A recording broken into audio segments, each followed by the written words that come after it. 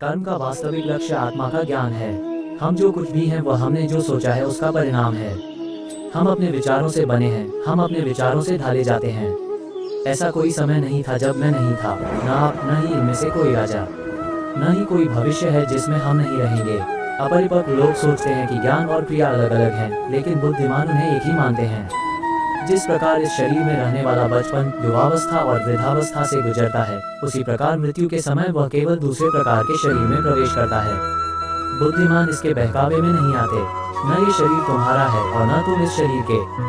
ये शरीर तो अग्नि, जल, वायु, पृथ्वी, आकाश से बना है और इसी में मिल जाएगा। परंतु आत्मा स्थिर है। फिर तुम क्या हो? तुम अपने आप को मुझे अर्पित करो। यही सबसे उत्तम सहारा है। जो इसके सहारे को जानता है वह भय, चिंता, शोक से सर्वदा मुक्त है। जो कर्म में अकर्म देखता है और अकर्म में कर्म देखता है, वह चतुर है। इच्छाओं में कमी ही सुख की कुंजी है। कोई भी व्यक्ति जो अच्छा काम करता है, उसका कभी भी बुरा अंत नहीं होगा, चाहे यहाँ या आने वाले संसार में। जो पहले विष जैसा लगता है लेकिन अंत में अमृत जैसा स्वाद लेता है, ये सत्व का आनंद है जो स्वयं के साथ शांति से पैदा हुआ है। उम्मीद ही आपको रिश्ते में कमजोर बनाती है। उम्मीद का जन्म आपके मन में ही होता है। शांत, नम्रता, मौन, संयम और पवित्रता, ये मन के अनुशासन हैं। सभी स्वार्थी इच्छाओं पर काबू पाना पर्याप्त नहीं है। स्वामित्व और अहंकार को वश में करना भी आवश्यक है, जिसे तुम अपना समझकर मग्न हो रहे हो। बस यही प्रसन्नता तुम्हारे दुखों का कारण है। कर्म मुझसे नहीं चिपके रहते क्योंकि मैं उनके परिणामों से जुड़ा नहीं हूँ। जो लोग इसे समझते हैं और इसका अभ्यास करते हैं, वे स्वतंत्रता में रहते हैं। जो मनुष्य प्रकृति के गुणों से अनासक्त है और जो पूरी तरह से दिव्य ज्ञान में स्थित है, उसका कार्य पूरी तरह से परात्परता में विलीन हो जाता है।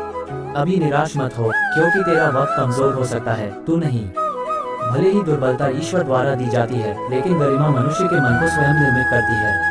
अंत में सभी आत्माओं को परमात्मा में मिल ही जाना है। यही तो आत्मा का अंतिम लक्ष्य है। सभी जीव मुझ में है और मैं सभी जीवों में हूँ। तुम्हारे कर्म ही तुम्हारे भाग्य के निर्माता है। तुम्हारा मोह ही तुम्हारे दुखों का महान कारण है।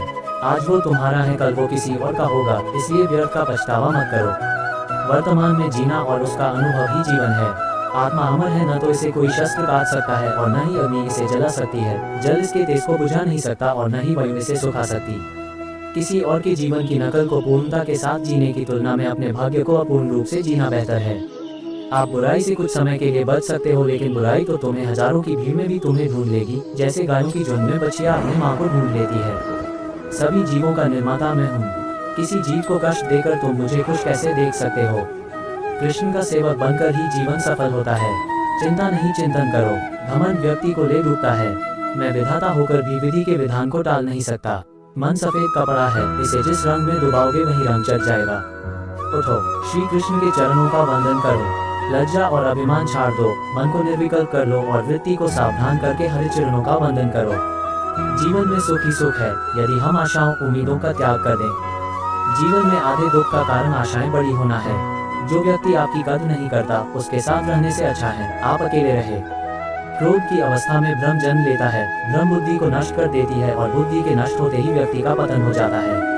मैं सभी प्राणियों को समान रूप से देखता हूँ। मेरे लिए कोई बड़ा छोटा, अमीर गरीब नहीं है। ना कोई मुझे कम प्रिय है, ना अधिक, लेकिन जो मेरी प्रेम पूर्वक आराधना करते हैं, मैं सदैव उनका हूँ। मेरा तेरा, छोटा बड़ा, अपना पराया मन से मिटा दो, फिर सब तुम्हारा है और तुम सबके हो। आपको अपना निर्धारित कर्तव्य करने का अधिकार है, लेकिन आप कर्म के फल के हकदार नहीं हैं। अपने कार्यों के परिणामों का कारण स्वयं को कभी न समझें और कभी भी अपने कर्तव्य को न करने के प्रति आसक्त न हो। आप अकेले आए हैं और अकेले ही जाना है, इसलिए खुद पर भरोसा करो। चाहे बुरा ही क्यों न लग जाए, पर ऐसा सत्य जरूर बोलिए, लेकिन ऐसा झूठ मत बोलिए जो सत्य लगे। प्रेम का अनुभव एक ऐसा अनुभव है तो व्यक्ति को कभी परास्त नहीं होने देता। आत्मा विनाश और नरक के 3 द्वार हैं, वासना, क्रोध और लोभ। वक्त से हारा या जीता नहीं जाता, बल्कि वक्त से तो सीखा जाता है। यदि मन बेचैन है और इसे नियंत्रित करना कठिन है, लेकिन अभ्यास के द्वारा इसे वश में किया जा सकता है।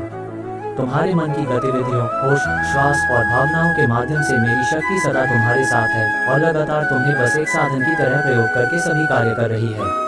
हर किसी का जन्म किसी न किसी कारण से होता है, इसे पहचानो और बस कर्म करते रहो।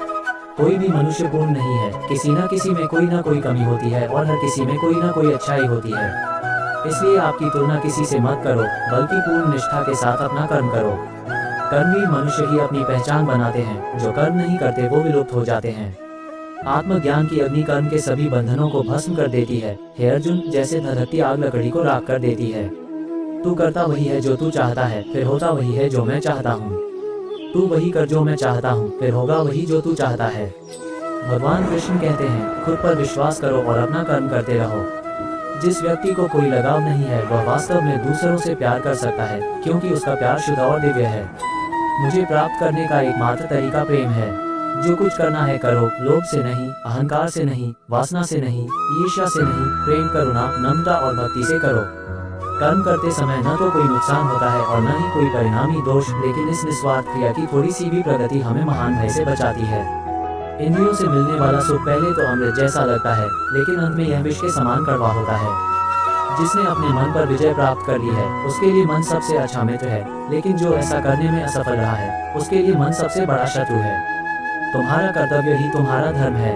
जीवन ना तो भविष्य में है न अतीत में है, जीवन तो बस इस पल में है। जीवन तो इस क्षण का नाम है।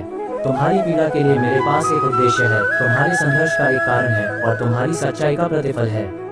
मेरा विश्वास करो और हार मत मानो। वह मुझे प्रिय है जो सुख के पीछे नहीं भागता और न दुख से दूर भागता है, न शोक करता है, न लालसा करता है, वरन वस्तुओं को वैसे ही आने देता है जैसे हो जाता है। मोह में पड़कर अपने कर्तव्य को न भूलें। संदेह करने वालों को न तो इस दुनिया में और न उस दुनिया में खुशी मिलती है।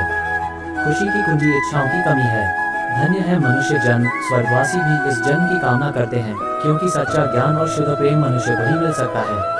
आपके सिवा दुनिया में कोई भी आपको परेशान नहीं कर सकता। कर्मयोगी अपने मन और बुद्धि की शुद्धि के लिए ही अपने शरीर, मन, बुद्धि और इंद्रियों के साथ आसक्ति रहित होकर कर्म करते हैं। पशुओं में मैं सिंह हूँ, पक्षियों के बीच चील गरुड़। मैं प्रहलाद हूँ जो राक्षसों के बीच पैदा हुआ हूँ, और उन सभी उपायों में मैं समय हूँ। हे अर्जुन, जो मन के द्वारा इंद्रियों पर लगाम लगाता है और इसके बजाय कर्मयोग अपने कर्म अंगों के माध्यम से बिना किसी आसक्ति के निष्पादित करता है, वह श्रेष्ठ है।